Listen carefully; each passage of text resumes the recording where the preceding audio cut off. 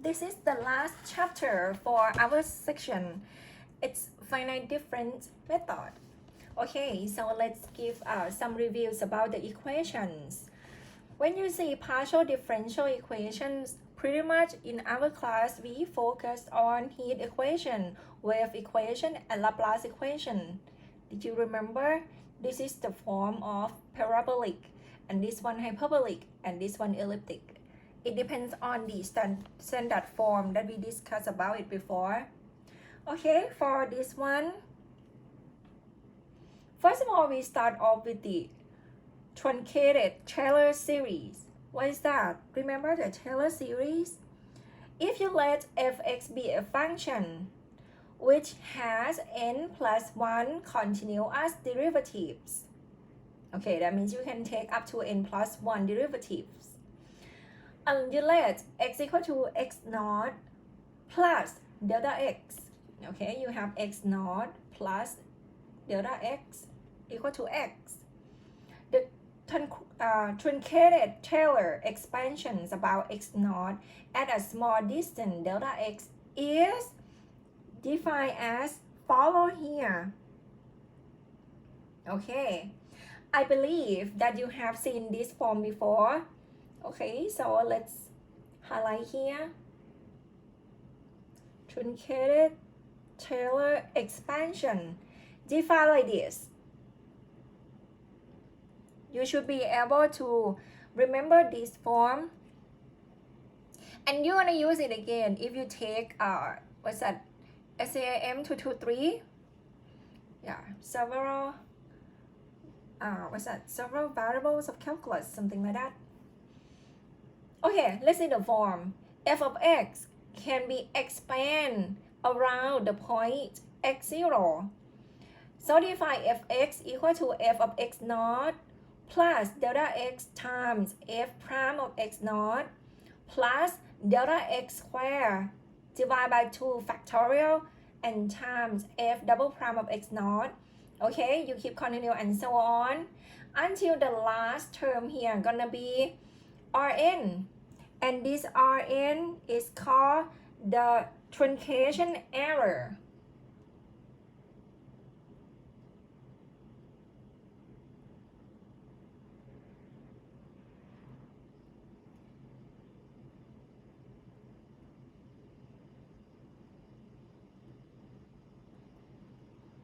Of order n plus 1.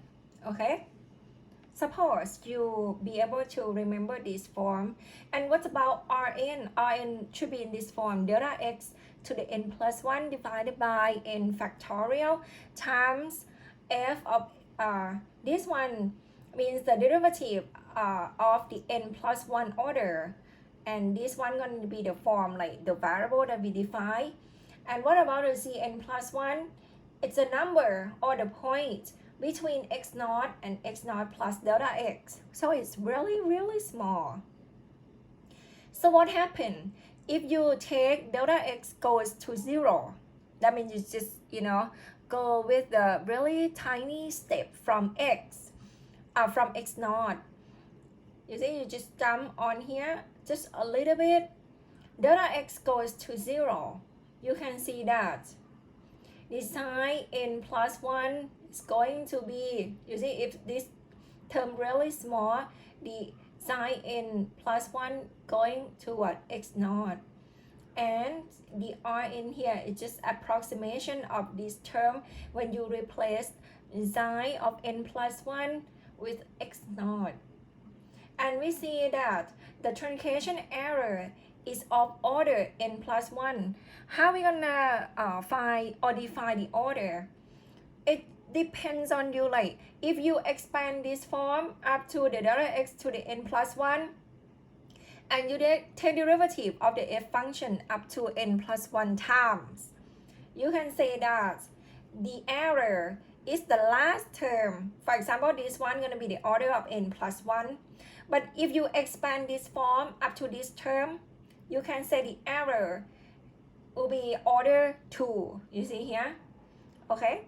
And we can express the error, the last term, the order n plus 1 here as a term of big O. You see big O of delta x to the n plus 1. And this one nothing much. It just say it's bounded or it's finite with some terms. Okay, let's see example. Suppose you have f of x. You see? F of x. And from here when you see the sign n plus 1, just like, for example, if I sketch the line, and this is your x naught, for example, and this is your x naught plus delta x. Okay, you add some distance from x naught with the delta x, you're gonna get the x, because x defined as x naught plus delta x, and your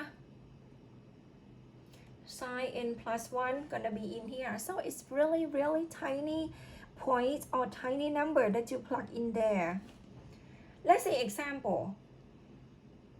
How are we gonna find the Taylor expansion, the truncated Taylor expansion? This example, I give you fx equal to x cubed. What does it mean? Suppose, right? Suppose you have y equal to x cubed. Okay, before you be able to do this, you see here, this one you expand the fx up to just the first derivative of f. So this one is called linear approximation. But if you expand and you have one more term, and you see here you have second derivative of the f with the delta x squared, this one is called quadratic approximation. How you gonna find these two forms of the expansion? Okay, at least we know the formula, and you know the function y and f, y equal to f and y equal to x cubed. So if you take derivative, okay, let's give a try. Y prime is 3x squared. Y double prime is what? 6x. Okay, this is what we have. What about the step size or the scheme? Okay, suppose we start off with the x naught, and we want to come up to the point, the next point, which is x. And our delta x supposed to be x minus x naught, right? This is the difference. Okay, let's choose some point. Before we be able to choose some point, let's consider about this function. How does it look like if you sketch the graph? Okay, sketch the graph. The graph gonna be like something like this, right?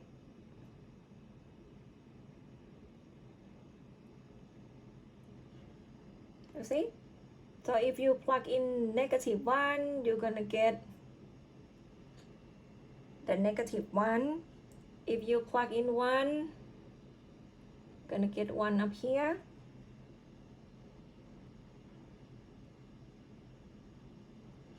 Right? Okay, so this is the curve y equal to x cubed.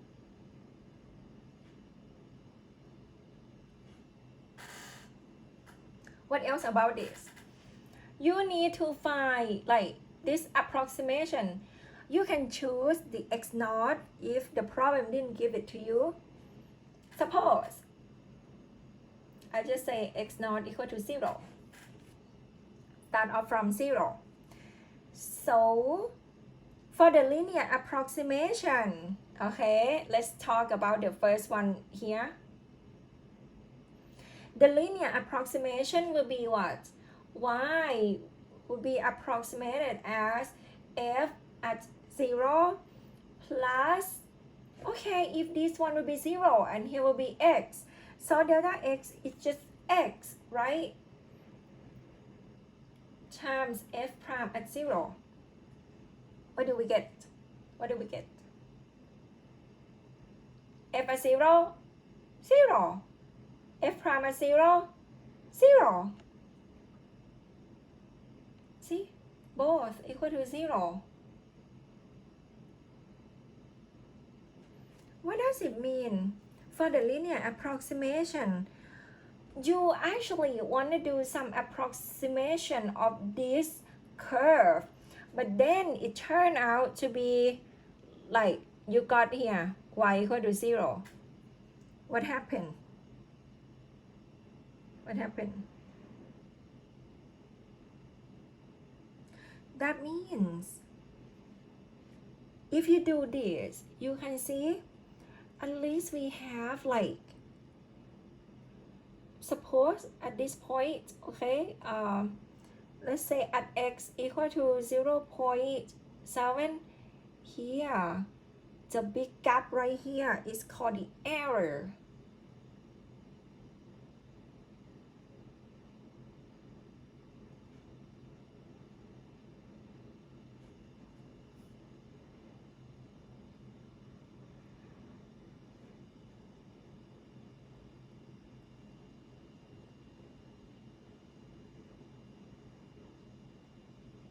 Okay, this one is called the error at x equal to 0.7 using linear approximation. What about if I consider the new approximation, the second one, the quadratic approximation? You can see here, this term for linear approximation, we consider only the delta x, but this time we're going to expand up to the delta x squared. Okay, what's gonna happen?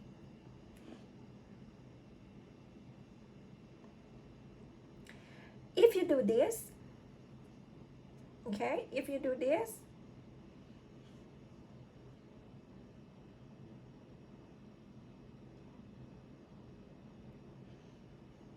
now we're gonna consider the new step size. Start from x0 up to x. But now I'm going to change x0 to be 1. Okay, I'm going to change x0 to be 1. Because if you do this term with the x0 equal to 0, eventually this term gonna be 0, 0, and 0. And you can see the error here is kind of big. If we change it to this form, what are we gonna get? You're gonna have delta x equal to x minus 1, okay, x minus 1, and the quadratic approximation will be y equal to f of 1 plus delta x, right? Okay, using this form, it's gonna be x minus 1 times f prime at 1 plus x minus 1 squared divided by 2 factorial, which is 2, f double prime at 1. Okay, let's plug in.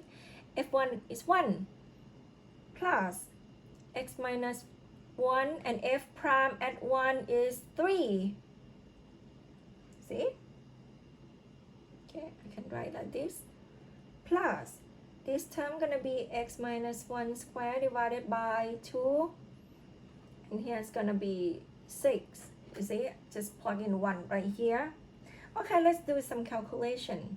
You get 1 plus 3x minus 3 plus, okay, to cancel out here, so you have 3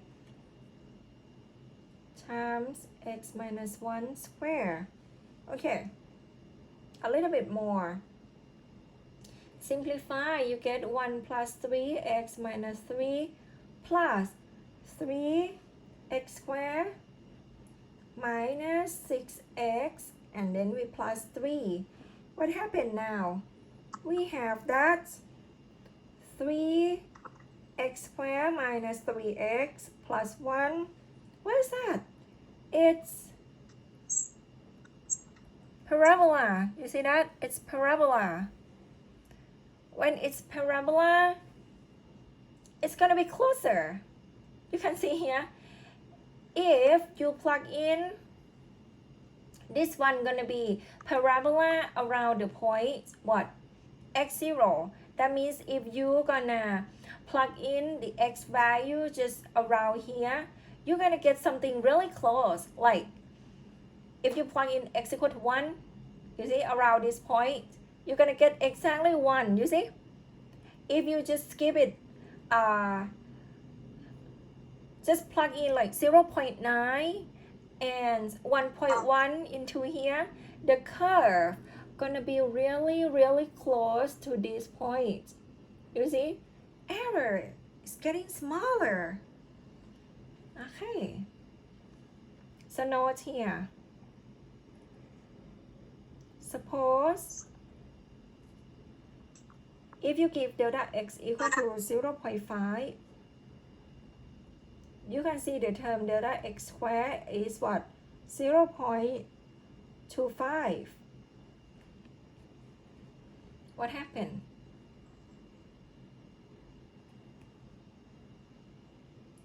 What we get is the quadratic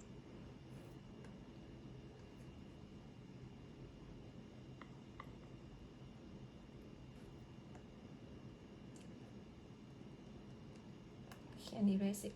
Okay.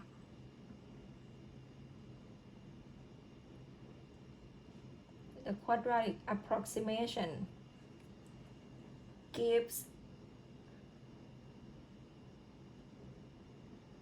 better approximation,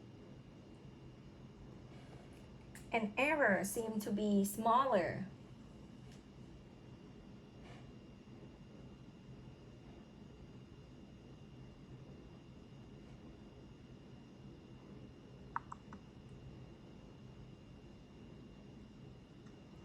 Okay, the error seems to be smaller. All right, this is what we got. Okay, now up to this point, you probably have idea that, okay, if I want to do some approximation or expansion of some function, you should, try to use quadratic approximation more than linear approximation. You probably think, what about we just go up to higher order, like the 3rd order, the 4th order? Yeah, you can. But something that I want to tell you is that if you go up to higher order, you need to calculate more and more. At a very small point, it's gonna be tedious work. And also, the term of the error gonna get smaller and smaller. So actually, when we do using this technique, some approximation technique, we just do up to the first derivative approximation and the second derivative approximation. That should be enough. Okay, let's get to highlights of this section. Next section, first derivative approximation. What is that? Okay, from the Truncated Taylor series. Okay, remember, this one is a topic of first derivative. What does it mean? You can see here. We want to consider how to get the approximation of the first derivative of the function. You see that? Okay, so let's consider this. Before, we have what? We have f of x equal to f x naught plus delta x f prime x naught, right? And plus the delta x squared divided by 2 factorial and f double prime of x naught. But now we move it to f of x naught plus delta x. Okay, we consider about fx. How we get this? Actually, recall x equal to x naught plus delta x. From where? From here. Nothing still. I actually just replace this x by x naught plus delta x here. See? Here we go. Yeah, and the rest of this is gonna be the same. And when you do the approximation for the first derivative, one thing that you have to keep in mind, you need to expand this up to order 2 of the error. And if you rearrange this form, okay, extract until you get the f prime x naught out and stay by itself, you're gonna get f prime of x naught equal to f of x plus delta x, you see, just move term around, minus f of x naught or divided by the delta x, and you subtract with this term, and you can see that this term, I think something wrong. We shouldn't have here. Oops.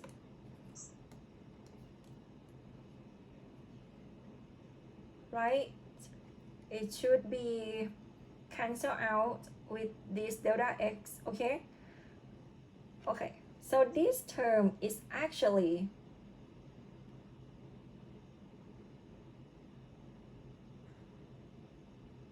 the error of order 1. See? Or you can say that the error of order 1 here can be written as a big O of delta x. What can we get from here?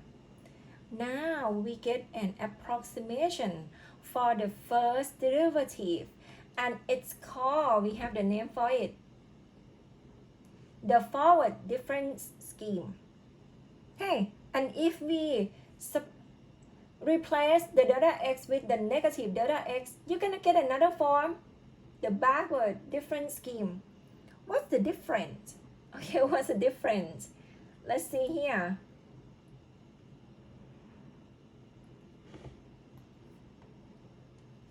For the forward difference scheme, you can see it's actually this form. When you rearrange and you get f prime at x naught is equal to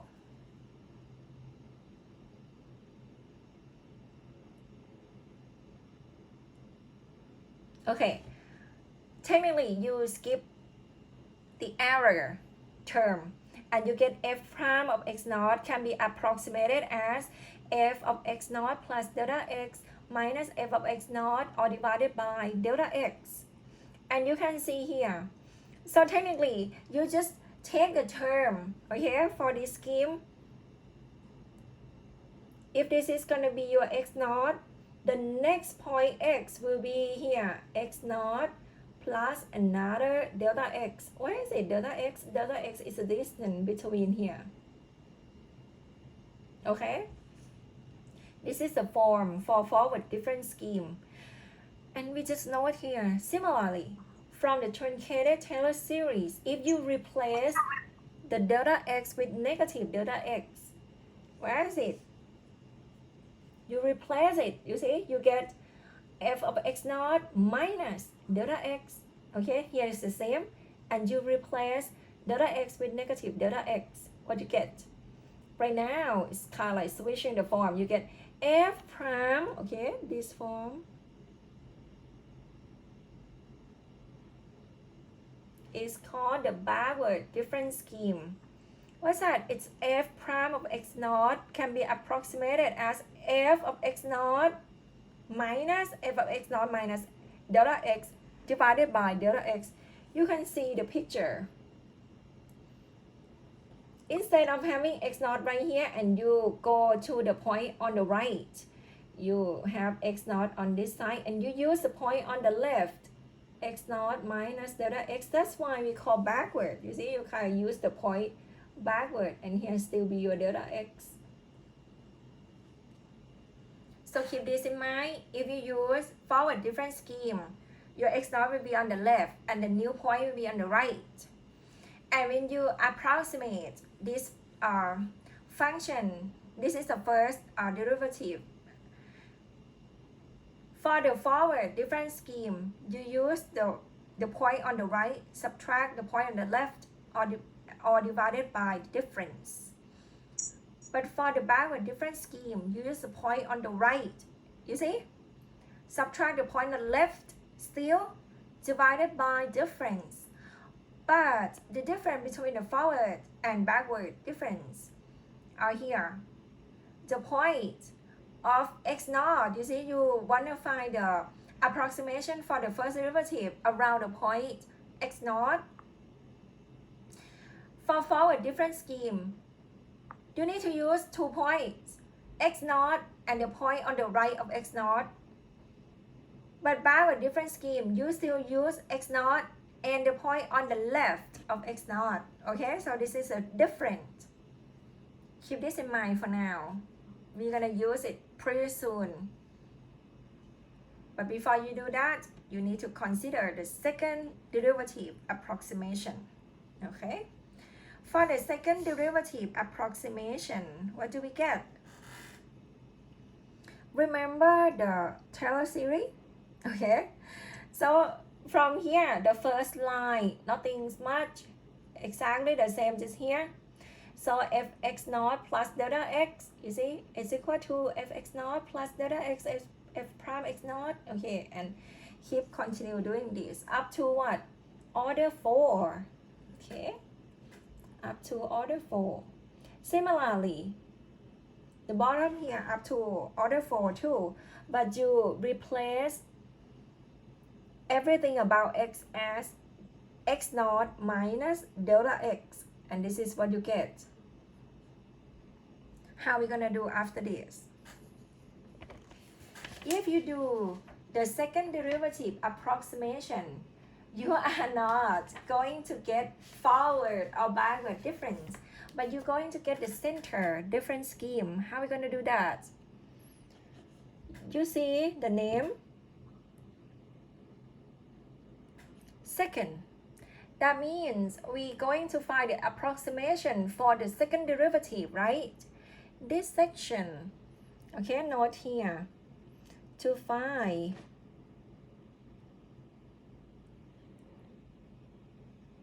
the approximation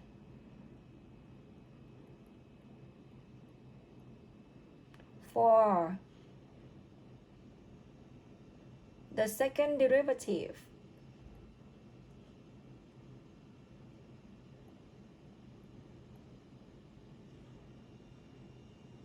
of f.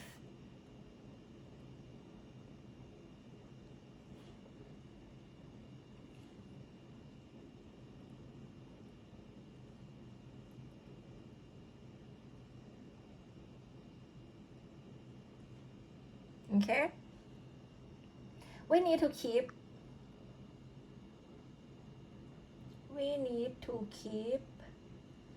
f double prime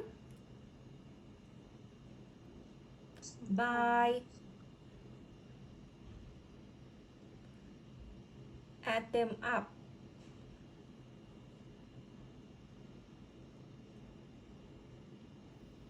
Okay, by add them together. Add what? Add this and this together. What do we get? We're gonna have f of x naught plus delta x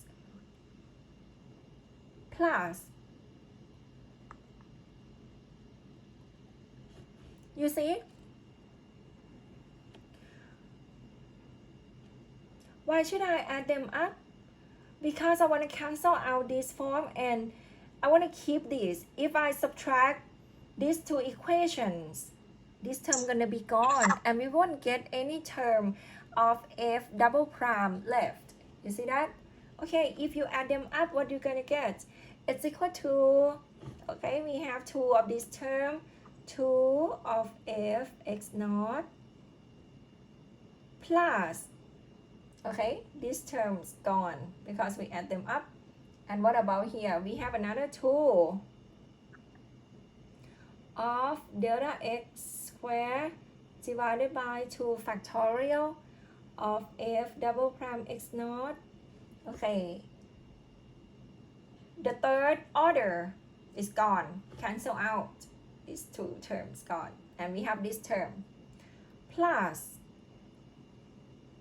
okay, 1/12 of delta x to the fourth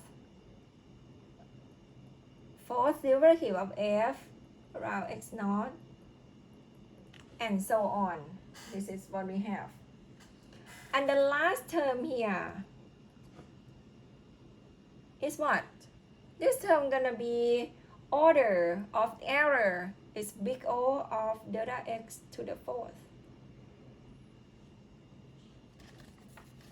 Alright, rearrange the term we're gonna have.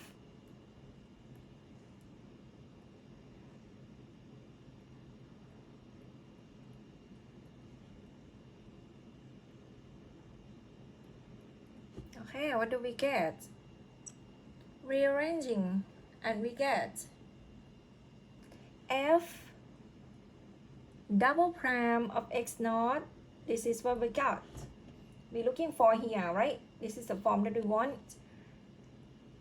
Can be approximated as f of x naught plus delta x minus 2 of f x naught plus f of x naught plus, minus delta x, or divided by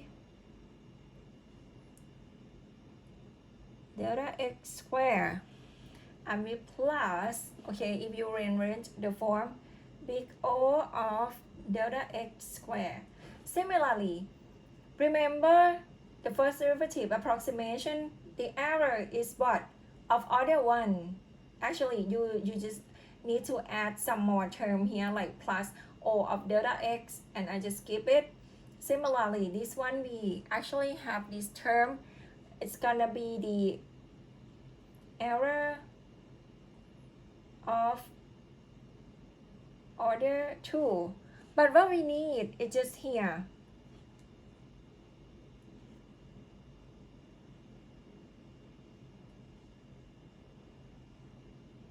See, what we need is just this form. And this one, we have the name for it. It's called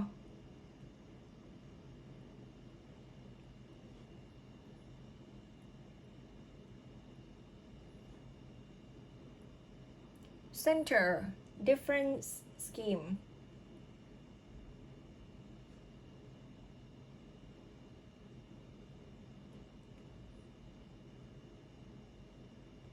Okay, it's called center difference scheme. And you can see when you use center difference scheme, if we sketch the point, you need what? You need 3 points. You need x naught. You need x naught minus delta x, and you need x naught plus delta x. You see?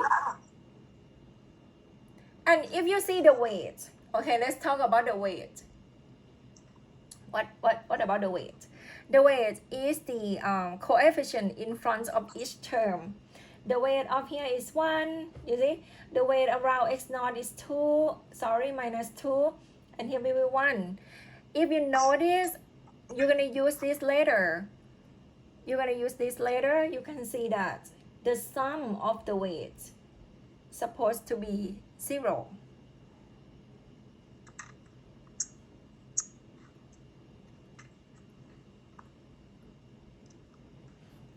Okay, let's keep this for now.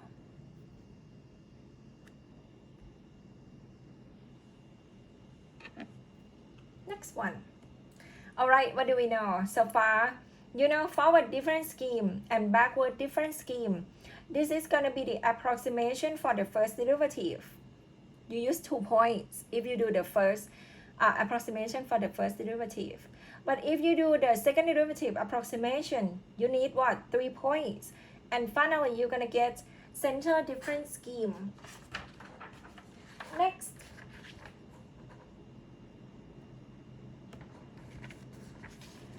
Let's just say that we can get more accurate method for the first derivative approximation. Before, you just use 2 points, x naught and the point on the left, or x naught and the point on the right. Agree? But now, in section 5.4, just say, oh, we have more accurate method for the first derivative approximation. What is that? So technically, we try to find like a center difference scheme here. So they just say recall the 2 truncated Taylor series by using the point x naught plus delta x and x naught minus delta x. You see? Just recall this form. But instead of add them up, this one we add them up because we want to get f double prime left. But now, focus on the first. If you want to keep the first here, you need to subtract them, right? Okay, we're looking for the approximation for the first derivative, but they mentioned that this is gonna be more accurate method. So note here, to keep f prime, we subtract them. What do we get? If you subtract them, left hand side you have f of x naught plus delta x minus f of x naught minus delta x. It's equal to, you subtract them, this term gone. You're gonna have 2 of this term. 2 delta x f prime x naught, what else? Plus 1/3, this term gone, we don't have the second order because now we're looking for the first order, the first derivative approximation. Delta x cubed f triple prime of x naught, and this term will be gone. The next term gonna be the big O of delta x to the 5th, and so on. But we cut off right here. The term after this gonna be really, really small, you know, no significant on that. Therefore, if you're looking for the f prime of x naught, which is this term, this is the term that we're looking for, right? It's gonna be equal to f of x naught plus delta x minus f of x naught minus delta x, all divided by 2 of delta x. And you need one more term, big O, just delta x squared. Usually, if you do the backward and forward different scheme, you see the term that you add up is just what? Error of order 1. For second derivative approximation, you get error as a order 2, but now it's kind of like combination. Even though you try to get the approximation of the first derivative, but the error has order 2, you see that? Okay, note here. Error of order 2. And what will we get here? Okay, put it in the box. This form, it's called the center difference scheme too, but it's the center difference scheme for the first derivative approximation.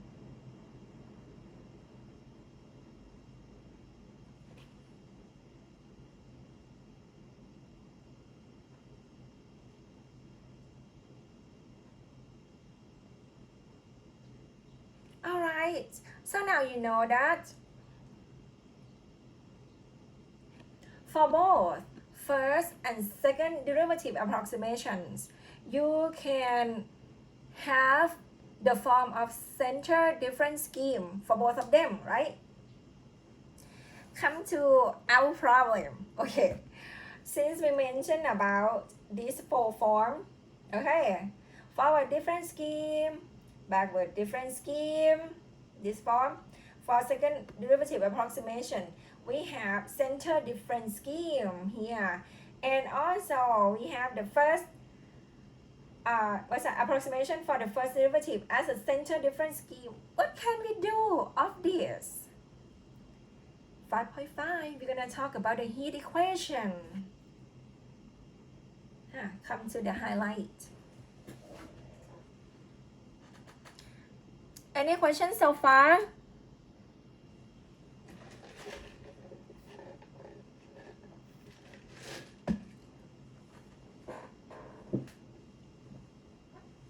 Okay, I guess not.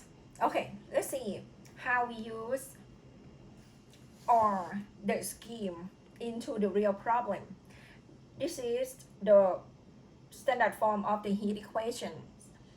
Ut equal to kuxx, and our x existing at the rod has the length between 0 and L. We have two boundary conditions, and they both are the form of what? Delicious problems.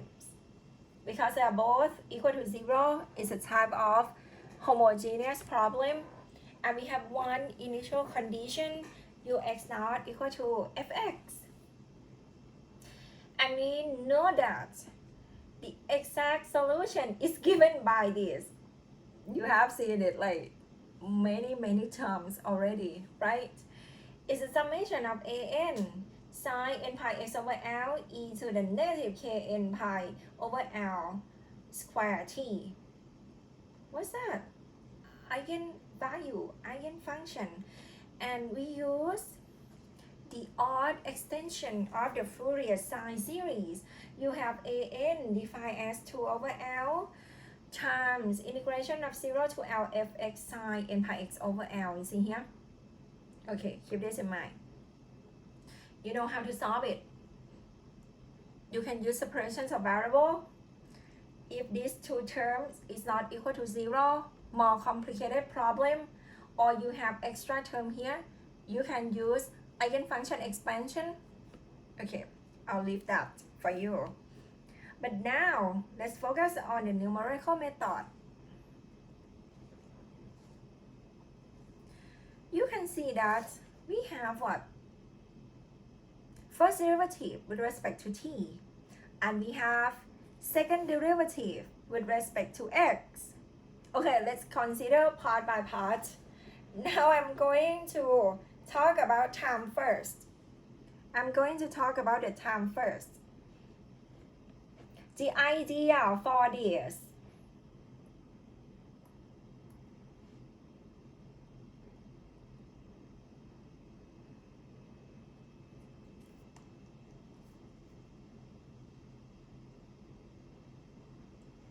idea, we try to write ut uxx as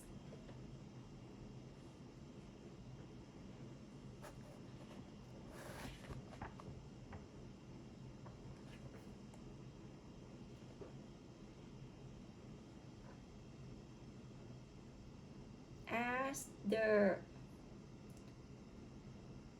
scheme that we discussed in 5.1 to 5.4. Okay, we try to write these two terms. No, I shouldn't say that. We should try to write the heat equation. Okay, our problem here as the schemes that we discussed in 5.1 to 5.4. Okay, this is the idea. All right, let's focus on the first one. Focus on the time first.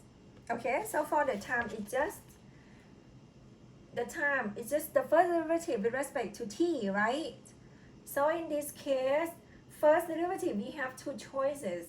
You can use the center difference scheme, or you can use this, either forward difference scheme or backward difference scheme. I would say if I were you, because the time start from t naught, right? And after that, it's gonna keep going up because time keeps running up and more. So I think I'm gonna use the forward difference scheme for now. Therefore, from here, I just say find a form for u sub t first. Okay, for u sub t first, and we have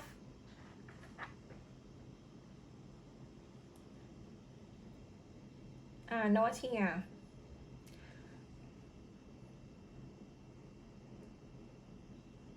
for now we will think of t as time and x as space or position. So first of all here, I'm going to think of u sub t first. And finally, you're gonna get the forward difference in time. Okay, this is what I'm looking for, u sub t. Okay, for the short term, ft represents forward difference in time. How we find that? Remember, if you expand the u, x, and now we focus on t, but u is a function of x and t, right? But instead of finding u and xt, we get u of x and t plus delta t. Okay, the next one, right? It's equal to u xt. Okay, x we keep the same. Plus delta t times du by dt. We need to use a partial derivative because it's time.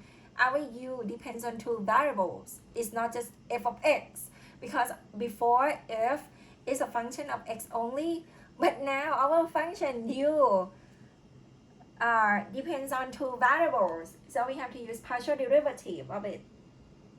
Xt plus delta t square divided by 2 factorial of d square u by dt square of xt, and so on. Okay,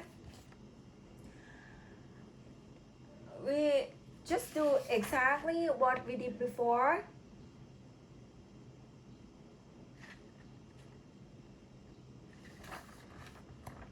You rearrange the term. Rearrange and divide by delta t, right? What you're gonna get? You're gonna have the term du by dt of xt equal to u of x t plus delta t minus u of xt all divided by delta t. Okay, and you have extra term, sorry, the other term, big O of delta t. Where is it? The forward difference scheme in time will be here.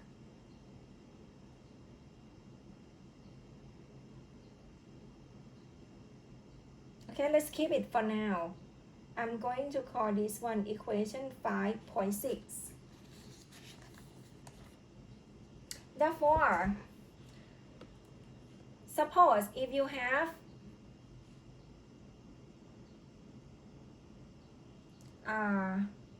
this one is gonna be t and here gonna be x. If you start t naught right here and the new point, the next step size of t will be t naught plus delta t. Okay, so where is it? The delta t, here is delta t.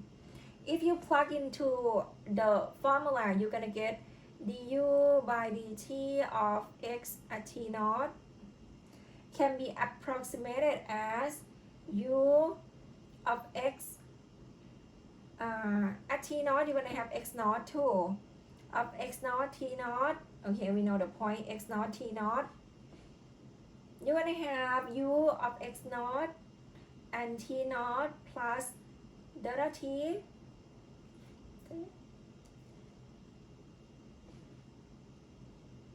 Minus u x naught t naught all divided by delta t. See, just like that. Okay, keep this for now. Later, we're gonna plug it back and combine them together. Now you see what I'm doing? I'm getting this point. That means I get the term use of t here as an approximation of this term by using the forward difference scheme in time. See that? You know it. The next step, I'm going to find uxx. But you see uxx is a second derivative, right? When we talk about second derivative, you have to think of what? We have the only thing that we have right now, center difference scheme. Okay, let's do it. All right. So right here they just say discretize with uniform mesh delta x and constant delta t.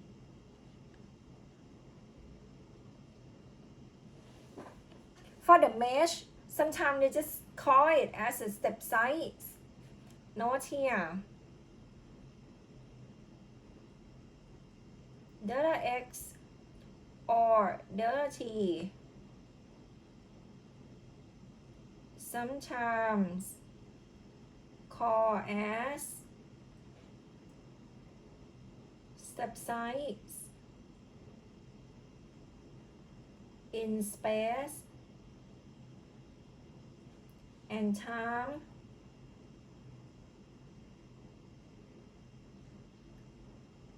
respectively. Okay. And from here, we're gonna focus on x. And finally, you're gonna get the center. They won't use center. They have the name, it's called central.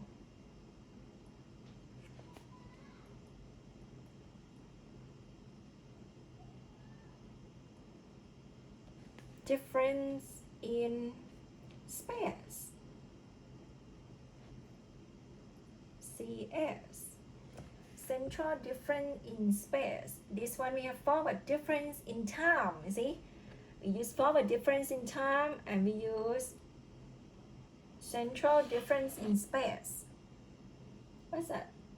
Note here. Focus on x. When you focus on x, you get u x plus delta x t. Okay, do some expansion here. And we also do some expansion of ux minus delta x t. Don't forget, u is the function of two variables. The first one, you get uxt plus delta x du by dx of xt plus delta x square divided by 2 factorial d square u by dx square of xt plus delta x cubed divided by 3 factorial of d square u by dx, the cube of xt plus delta x to the 4th divided by 4 factorial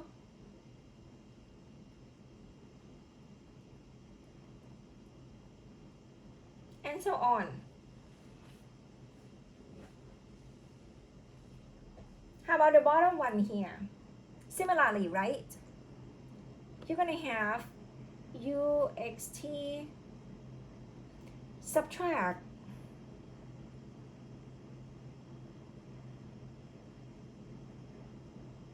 plus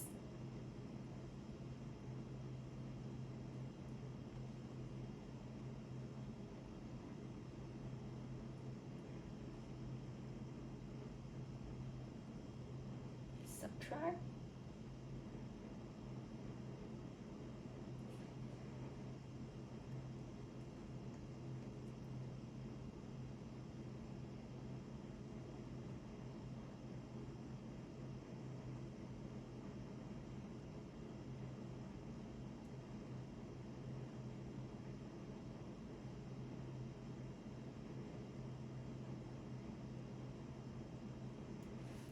right? This is the expansion form of ux plus delta xt and ux minus delta xt. You want to get the second derivative, right? So you need to add them up. Okay, let's note here, adding and rearranging.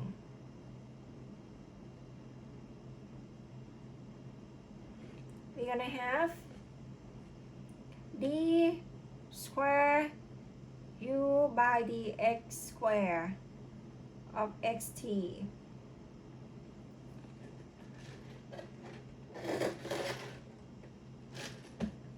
equal to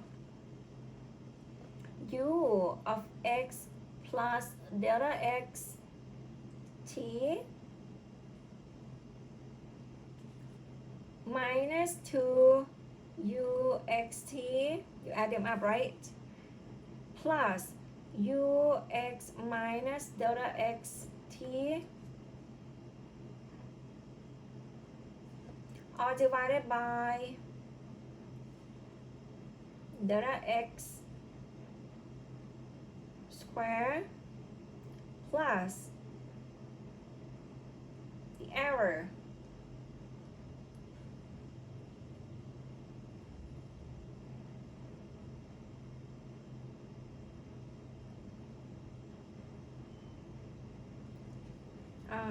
what do we use? Okay, this one, see, it's very similar to what we get here.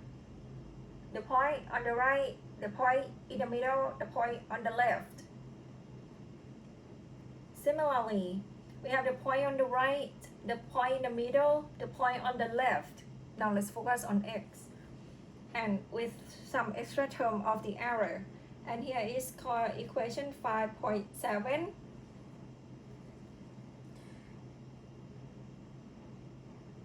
And if you sketch the scheme just like here, we're gonna have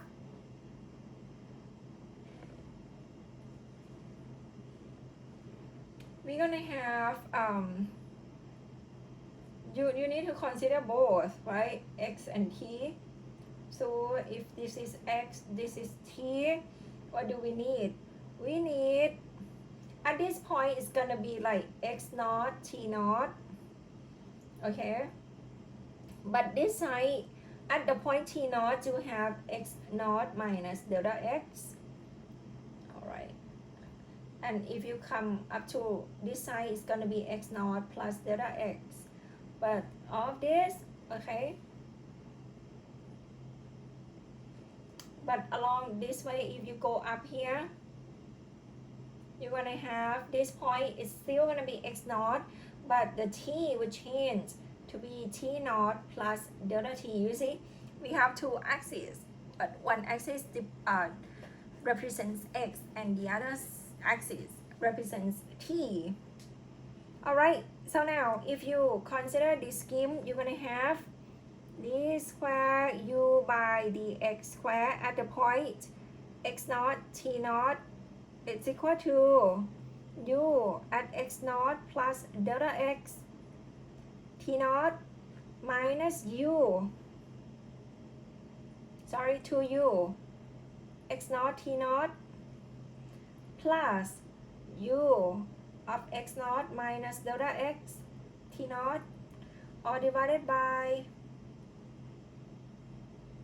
delta x square. Yeah, just like that, you see.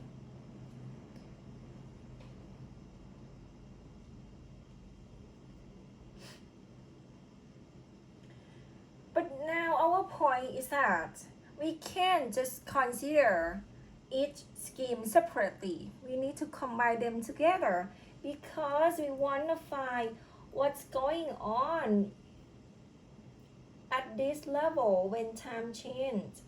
So we won't consider at the level of x naught anymore, but I mean the level of t naught anymore, but we're going to consider what's happened at this point and this point when the time changing to t naught plus delta t. How are we going to do that?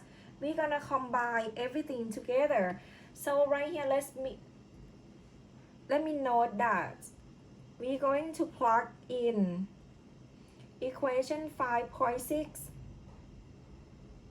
and 5.7 into 5.1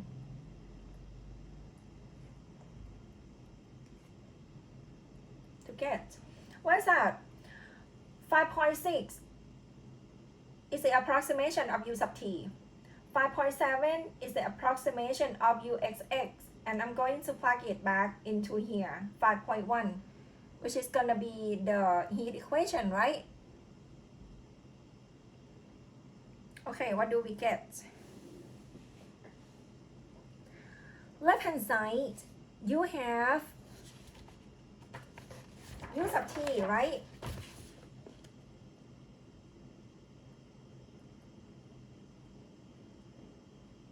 Okay, this is our problem. U sub t equal to k u xx. On left hand side, you have what? You have u of x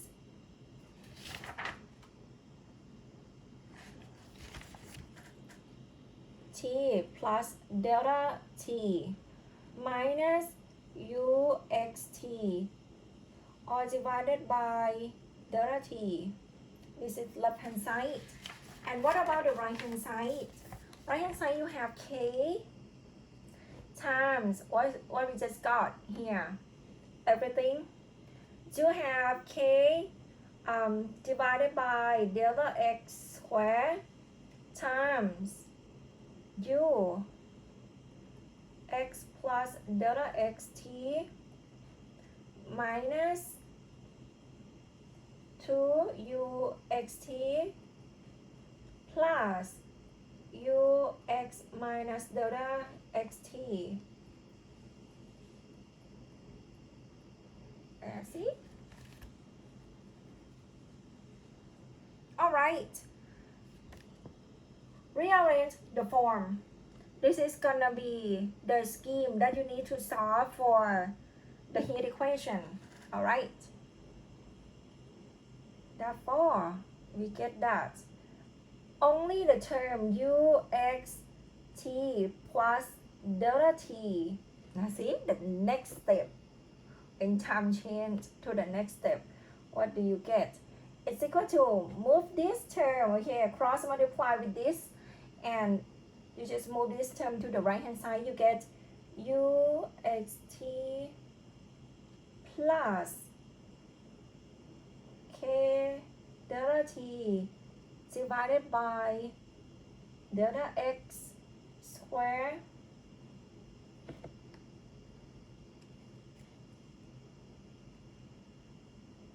times u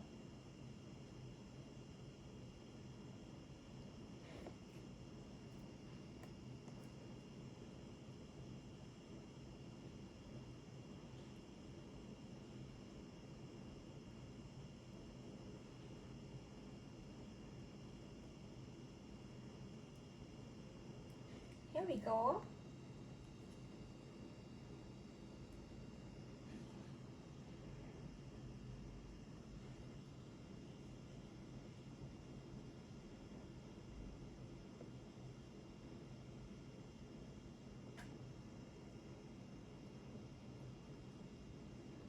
Okay, let me call equation star. So now you should be able to approximate the heat solution. You see, if you keep changing the step size, and what we can get from here, how we gonna write the scheme at each point. And don't forget, when we consider the heat equation or in the future for the wave equation as well, you need to find the matrix, right? You can't just plug in and get the value just like term by term. You need to consider as a big picture. Okay, but I'm going to show you step by step by solving by hands. So here next, okay, we have the formula. we going to consider over the interval 0 to L, okay? We subdivide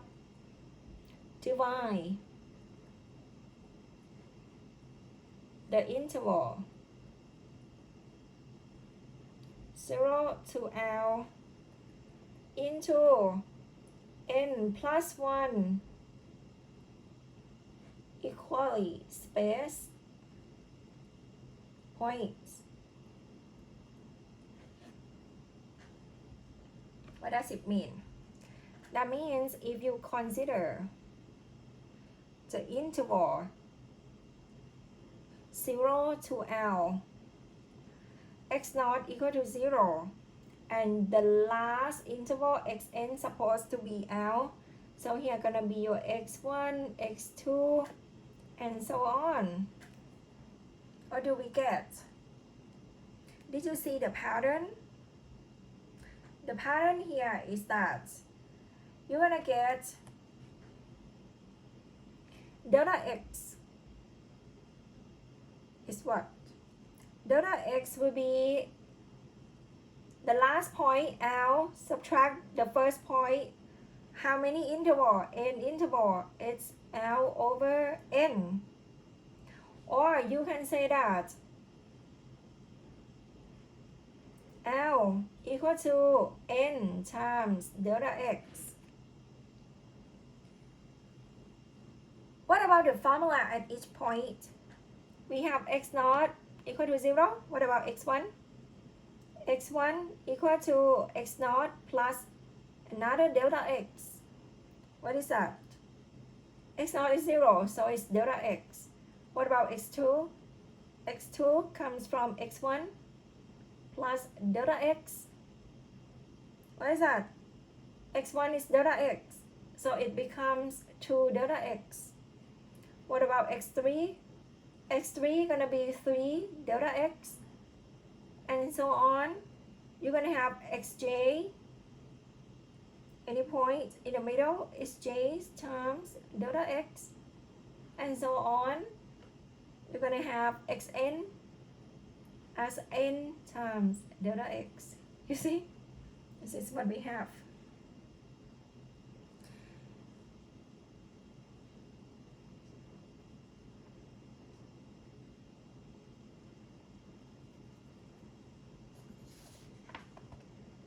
Alright, if you do calculate the scheme using the point x naught or t naught, just like we did before. Now let's consider it in this way.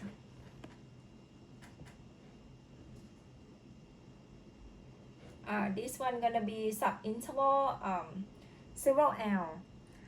Next one, what about the time interval?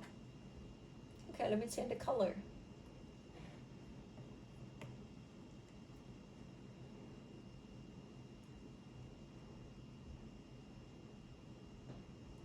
Next will be the time interval. Time interval will be from 0 to t, right? And we're going to split this out is subdivided into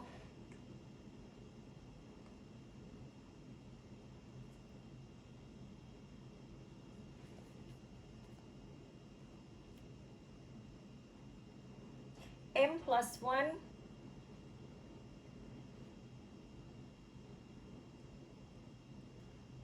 equal time level.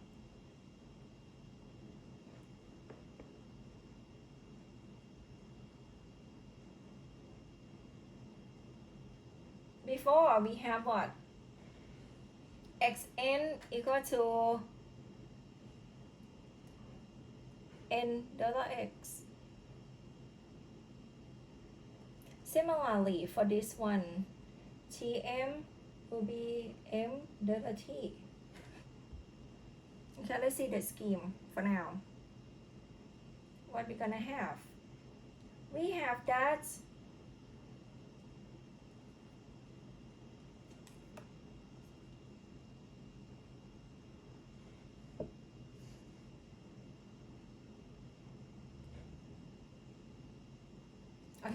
two level.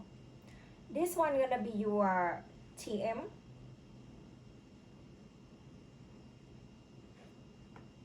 Let me write in this way.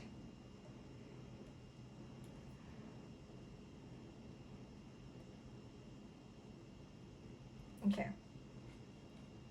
At the level TM, and here will be TM plus 1.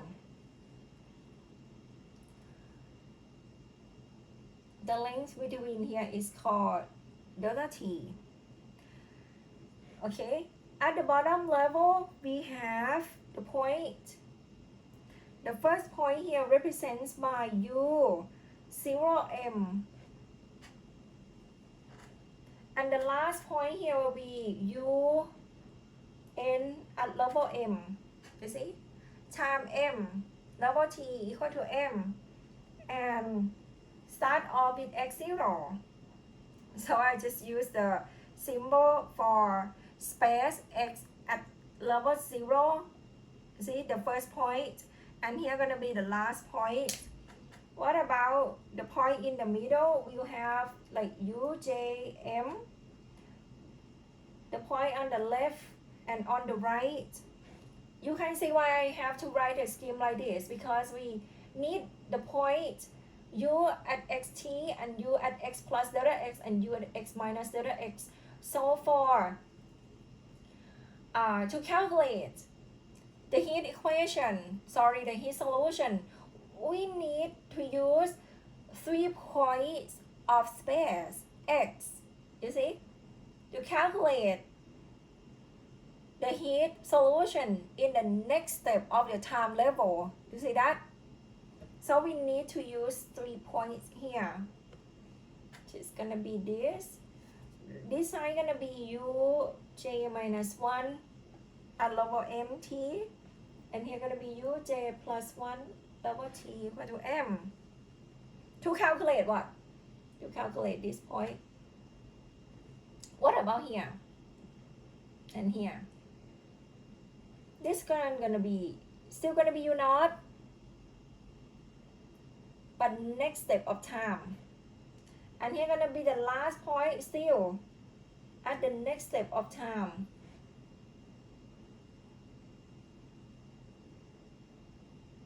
What about this one? This one gonna be U, J at this step. And if you want to calculate this, you need to use what? This is the unknown, right? Okay, let me note here. The point that I circle here is gonna be the unknown at next T. Okay, at next T. What about the point here?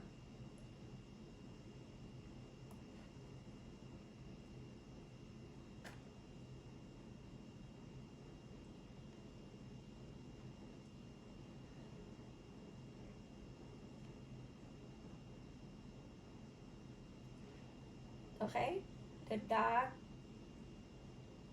purple. This one will be known.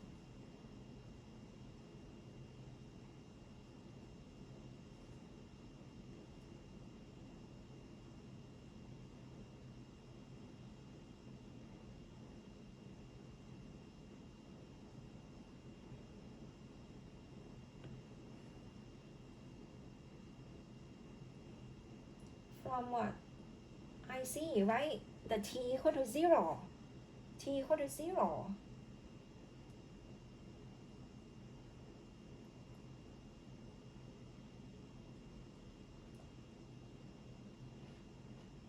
T naught just like Tm. And what about the 4 point right here?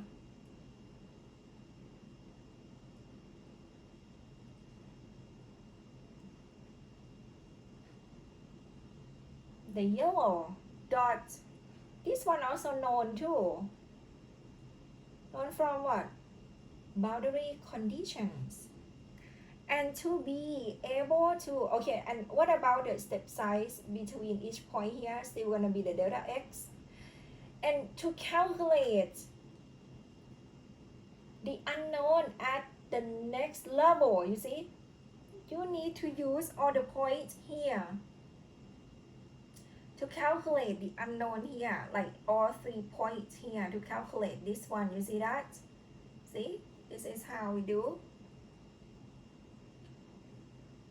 And how we're gonna apply this scheme into the real problem. All right, so let's recall the heat equation. And we going to plug in all the symbol, the notation here into the equation star that we got.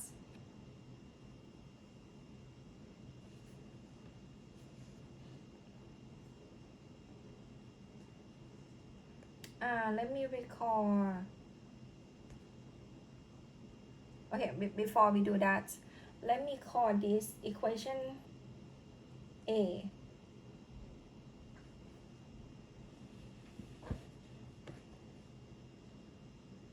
The equation star, we have the name for it. This one, it's a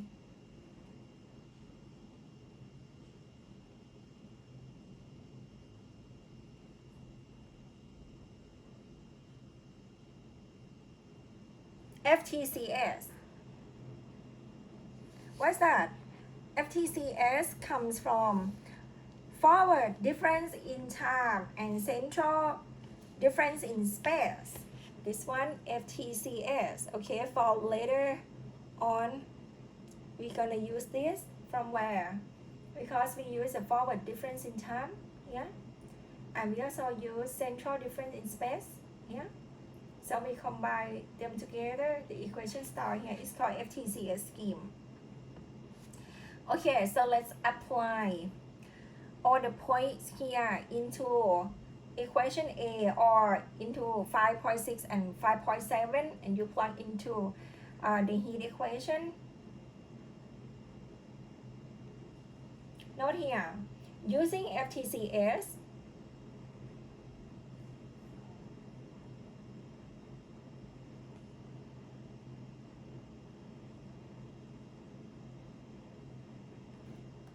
with the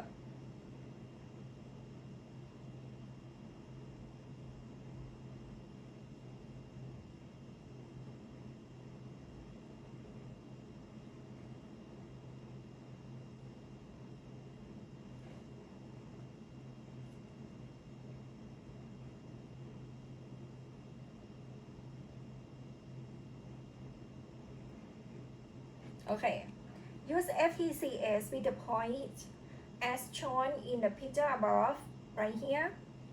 You're gonna have left hand side. Note here, plug in equation A.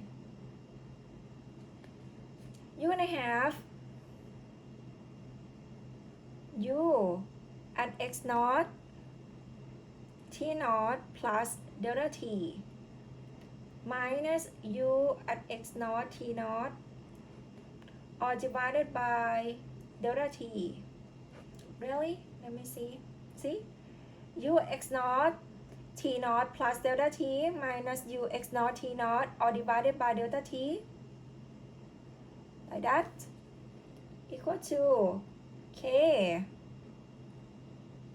divided by delta x squared times this one gonna be u at x naught plus delta x. Remember we changed in the x variable, and here gonna be t naught minus u, sorry, 2 u of x naught, t naught plus u x naught minus delta x and t naught. Here we go. Let's write it in terms of superscript and subscript. Okay, let's write it in terms of superscript and subscript. We get that. This term You see, x will be at x naught. X naught is where? X naught is here. It's u sub j, right? For here, it's u sub j. Okay, taking this one, we have that u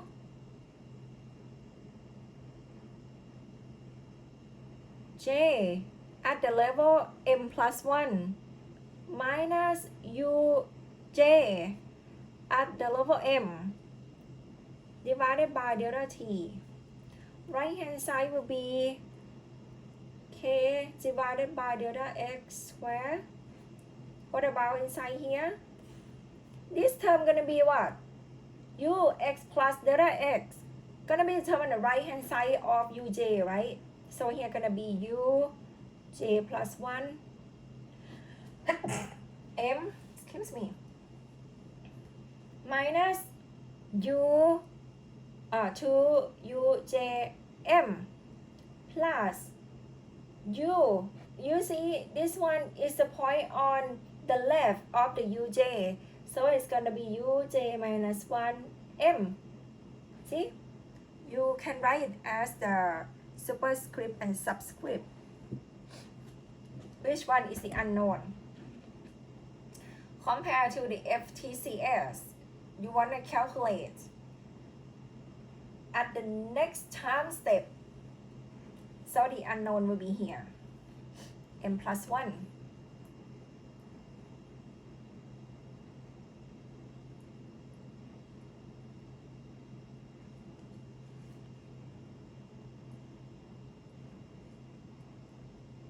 Rearrange the form. You will get u j m plus 1 is equal to u j m plus k delta t divided by delta x squared times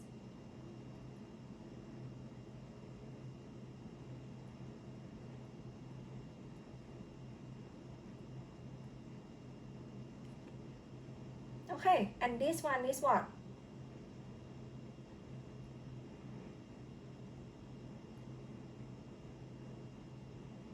Same as equation star, you see here? Here we go. But instead of writing u x t plus delta t, I just write u j m plus 1.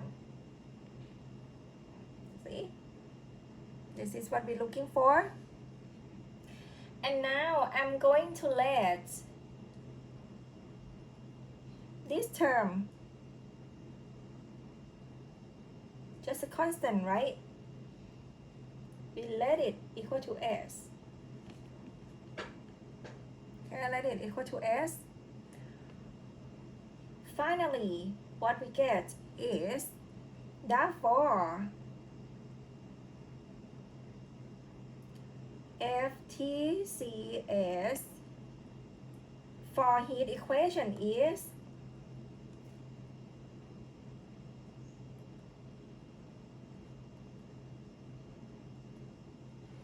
okay, FTCS for heat equation is UJM plus 1 equal to, let's combine term together. So now we have S of this term.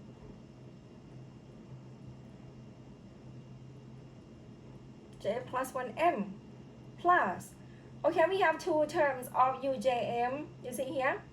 So it's gonna be 1 minus 2s. We have 1 from here and minus 2s here. 1 minus 2s Jm. And the last term will be plus. And now us times uj minus 1m. Wow! J start from 1, 2, and so on up to n plus 1.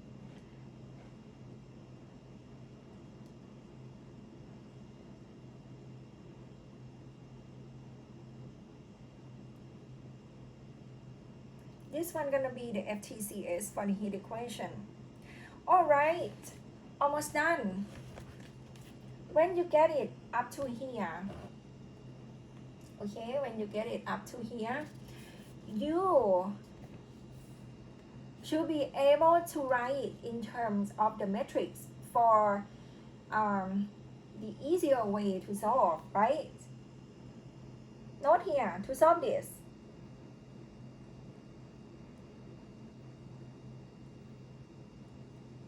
we better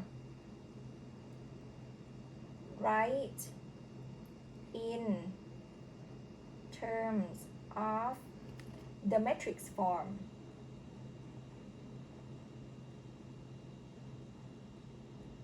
Okay?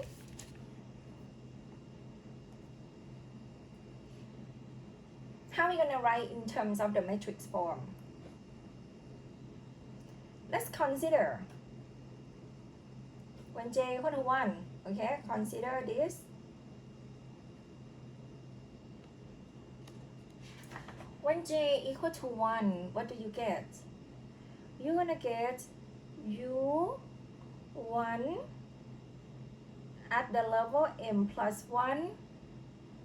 It's equal to s of u2m plus 1 minus 2s of u1m plus s of u0 m.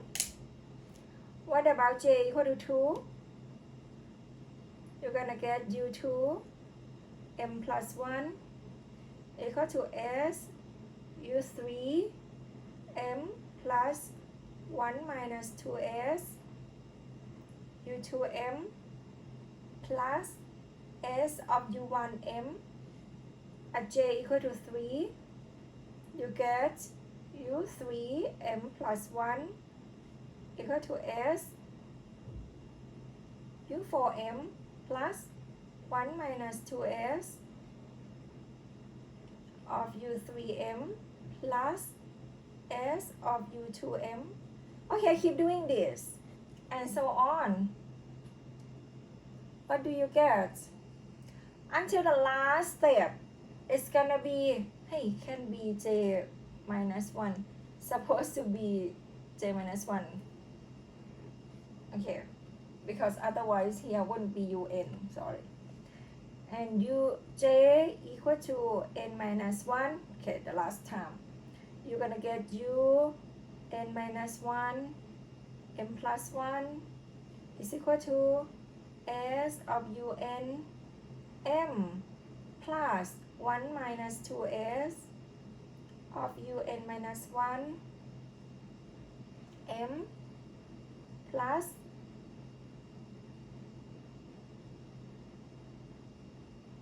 sorry 2.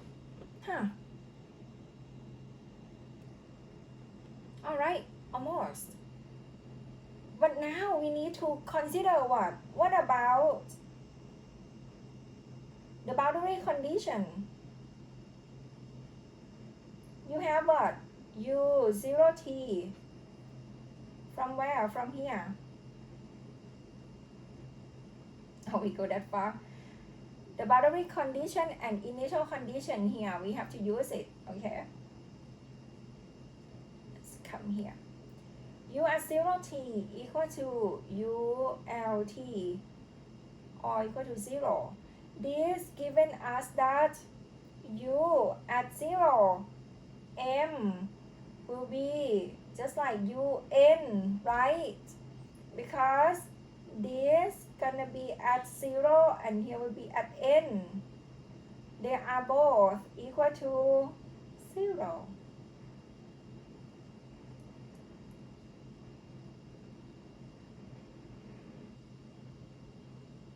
Why is it? This term gonna be 0. This term gonna be 0. What about the IC? IC we have ux0 equal to fx.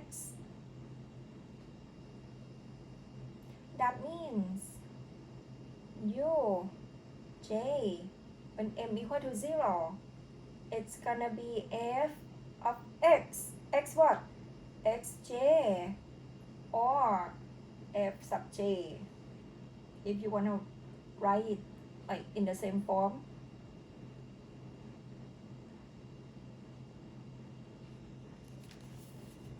Okay, from what we have,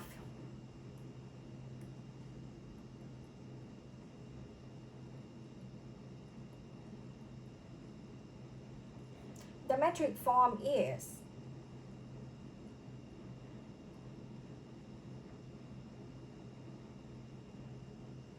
what?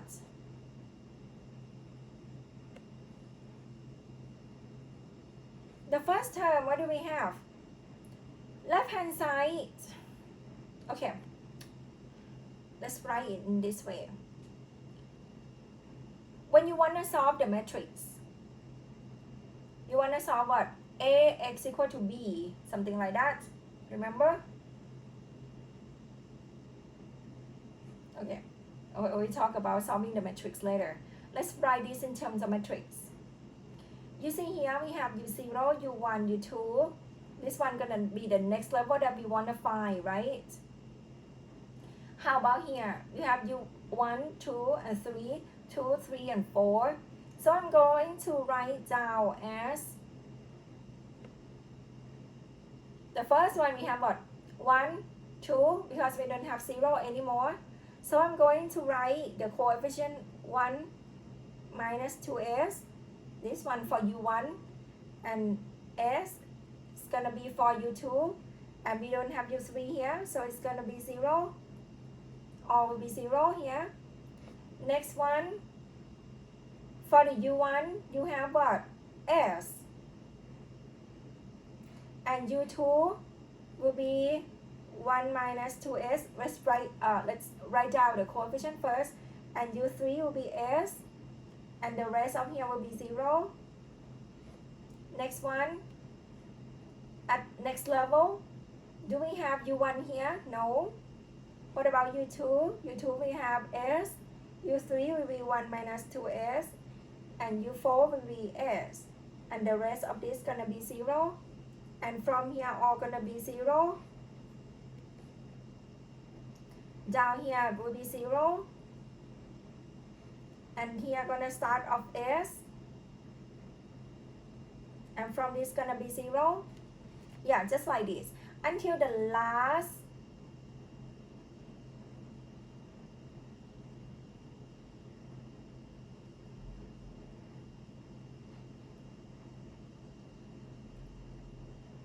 it's gonna be s, 1 minus 2s, and s. What about here? Here gonna be all big 0 right here. Times what? Here gonna be u1 of m. Next line gonna be u2 of m.